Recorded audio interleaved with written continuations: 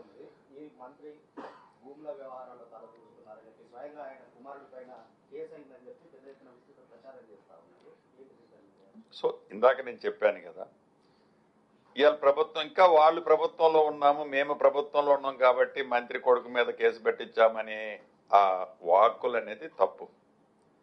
మేము ప్రభుత్వంలో ఉన్నప్పుడు పారదర్శకత అనేది ఒక మనిషి ఒక కంప్లైంట్ ఇచ్చినప్పుడు ఆ కంప్లైంట్ని పోలీసులు రిజిస్టర్ చేయడం సహజం. రిజిస్టరే చేయొద్దని నేను అనగలుగుతాను, కానీ అలా అనే ఉద్దేశం ఈ ప్రభుత్వానికి లేదు. రిజిస్టర్ అయిన తర్వాత తప్పకుండా దాని మీద నిజ నిర్ధారణ చేసి అధికారులు తన తప్పుంటే నా కొడుకుండని నేనుండని ఇంకొక వ్యక్తి ఉన్నాయి శిక్షకు అర్హుడు. తప్పు లేకపోతే అవతల రాసిన వాళ్ళ గురించి నేనేం మాట్లాడా, వాళ్ళ ఇంగితకే వదిలేస్తా. వాళ్ళ తర్వాత దాన్ని వాళ్ళ మనసుని ఎట్లా సరిపెట్టుకుంటారో వాళ్ళే ఆన్సర్ చేస్తారు.